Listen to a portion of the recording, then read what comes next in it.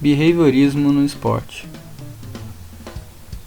Aplicação a partir da análise do comportamento. O behaviorismo ou comportamentalismo é uma área da psicologia que tem o comportamento como objeto de estudo. Atualmente, o behaviorismo se mostra presente em diversas áreas do nosso cotidiano, com o intuito de auxiliar cada área a alcançar seus objetivos de forma mais eficiente. Podemos dividir a atuação junto ao esporte em 4 campos específicos: alto rendimento, caracterizado como profissional ou que envolve competição; educacional, voltado para alunos de escolas e projetos sociais; recreação ou tempo livre, destinado à população como um todo, por meio de projetos sociais ou de instituições privadas; e reabilitação, que engloba pacientes em recuperação que necessitem de um suporte para resgatar uma condição perdida após um acidente. A análise do comportamento é aplicada em todas essas áreas do esporte, variando apenas o seu objetivo. De um modo geral, o trabalho do analista deve estar baseado na análise de comportamentos e das variáveis das quais eles são função. Vale ressaltar que somente podemos dizer qual a relação funcional entre comportamentos e suas variáveis de controle após testar e retestar estas relações. Assim, não podemos dizer que determinado estímulo é um reforçador ou uma punição. Somente poderemos fazê-lo se, após repetidas observações, pudermos notar quais os efeitos de tal estímulo sobre o comportamento em questão.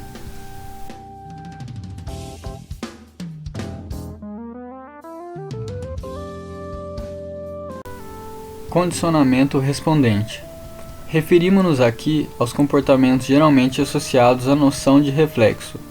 Pode-se caracterizar o reflexo como não aprendido ou incondicionado, sendo os comportamentos em questão reações a estímulos específicos.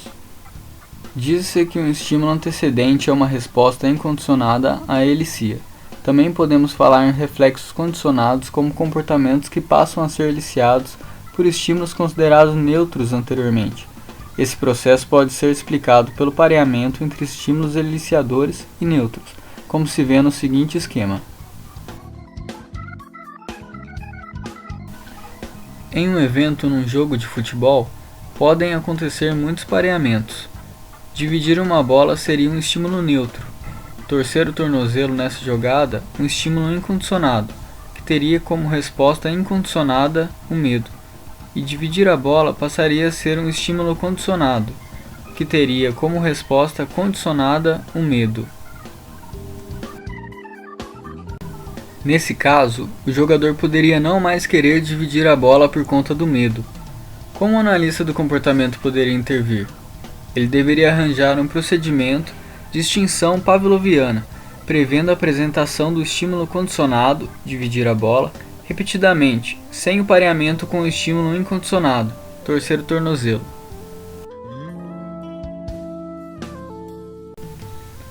Num jogo de futebol, o jogador que tivesse a posse de bola e avistasse o goleiro adversário adiantado, como estímulo, poderia tentar um chute por cobertura.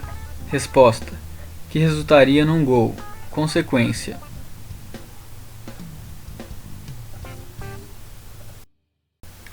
condicionamento operante. Diferente do comportamento respondente, referimos-nos ao comportamento operante como respostas que são influenciadas por suas consequências. Rotulamos o comportamento operante como voluntário, na medida em que opera no ambiente para produzir consequências, ao mesmo tempo que é influenciado por elas, reforço ou punição. Consequências que aumentam a frequência de um determinado comportamento são chamadas de reforço. A figura 2 apresenta um esquema do princípio do reforçamento positivo. Podemos ainda fazer uma distinção entre reforçadores incondicionados e condicionados. Reforçadores incondicionados, também chamados de primários, na medida em que alteram a probabilidade de emissão de respostas devido às nossas necessidades biológicas, água, comida, etc. Reforçadores condicionados seriam consequências que foram pareadas com reforçadores primários, adquirindo assim sua influência sobre o comportamento. Exemplos: elogios, dinheiro, etc. Uma outra forma de categorizar reforçadores refere-se aos naturais e arbitrários. Como reforçadores naturais, podemos entender aqueles que consequenciam o comportamento sem que haja uma programação de sua liberação por outras pessoas, como a marcação do gol, por exemplo. Agora, digamos que o jogador não fizesse o gol, mas o técnico acreditasse que ele deveria continuar tentando aquele tipo de chute em situações semelhantes. Então ele poderia programar um reforçamento arbitrário para fortalecer o comportamento do jogador. Exemplo, elogiar como: boa, pena que não entrou, continue tentando. Extinção operante. Sempre que uma resposta é reforçada, isso ocorre em um determinado momento e local. Além de aprender a relação entre resposta e consequências, é necessário aprender também a hora e o local de emiti-lo. Em certos momentos, a emissão da mesma resposta poderá não produzir o reforçador. Voltemos ao exemplo da figura 2.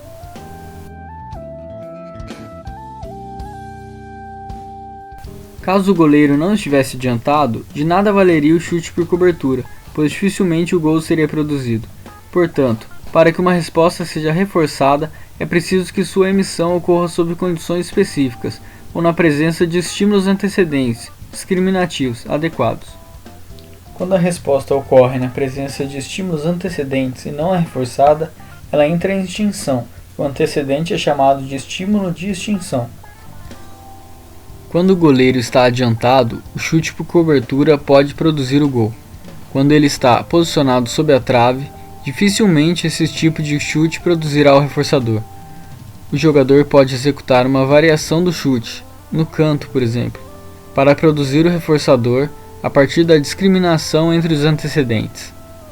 Controle de estímulos e discriminação. A noção de controle de estímulos e discriminação é importante para ensinar aos atletas não somente determinadas habilidades, mas também os momentos adequados para executá-las. Assim, ensiná-los a reconhecer sinais do ambiente pode aumentar as chances de que as respostas emitidas no ambiente esportivo produzam reforçadores, evitando sua extinção apenas porque não foram executadas na hora e lugar certos. Generalização de estímulos. Quando uma pessoa emite um comportamento a ser reforçado na presença de determinado estímulo, ela realiza uma discriminação. Quando essa pessoa aprende a emitir essa mesma resposta na presença de outro estímulo antecedente, onde também haverá reforçamento, ela está realizando uma generalização de estímulos. No contexto esportivo, a relevância desse conceito aplica-se à transferência do controle de estímulos de uma situação de treino para jogos, por exemplo. Na prática, o analista do comportamento pode colocar sob controle de palavras ou autoinstruções, regras parciais, a emissão de determinadas respostas significativas. Em uma situação de treino, o técnico poderia usar a palavra caixa como estímulo discriminativo para o atleta realizar um lance livre, como resposta, que teria como consequência a cesta. O mesmo se repetiria na situação de jogo, onde o técnico usaria a mesma palavra caixa como autoinstrução. Modelagem. A modelagem seria o reforçamento de aproximações sucessivas da resposta final esperada. Podemos modelar a topografia de um comportamento, assim como a sua frequência, duração, intensidade ou latência.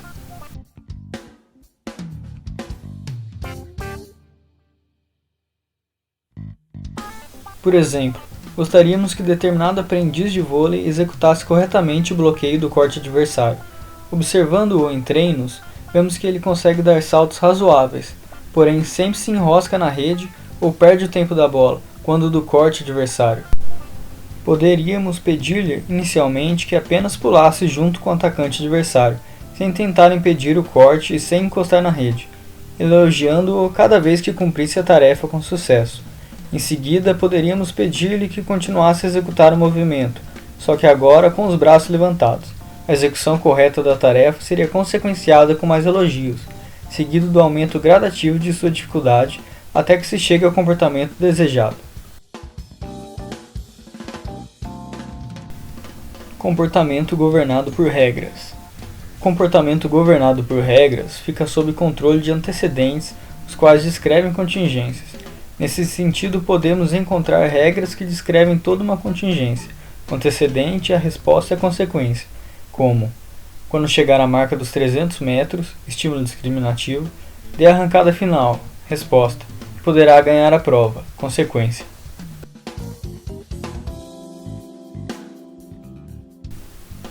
Punição.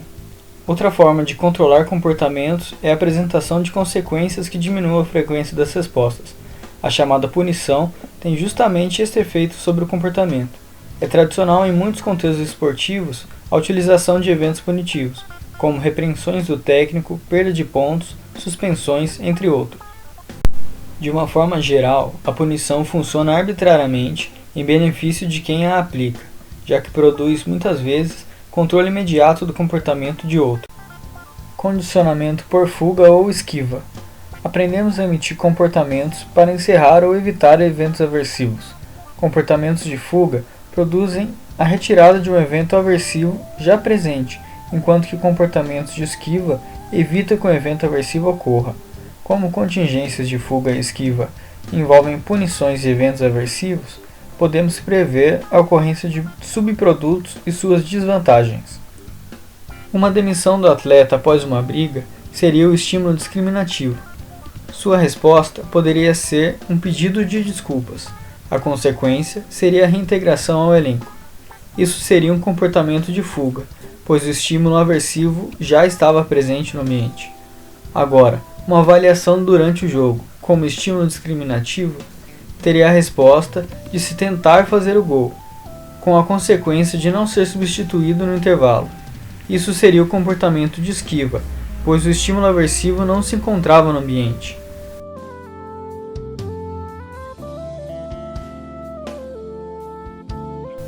Conclusão. Vimos aqui que o behaviorismo tem grande presença no esporte, desde a área de recreação até o esporte de alto nível. Vimos também que o behaviorismo já estava anteriormente ali presente, sem nos darmos conta, e que conseguimos aplicá-lo à nossa maneira como julgarmos conveniente. Desse modo, concluímos que sua presença é teórica e ao mesmo tempo prática, tendo papel de grande importância e sendo de grande ajuda no esporte.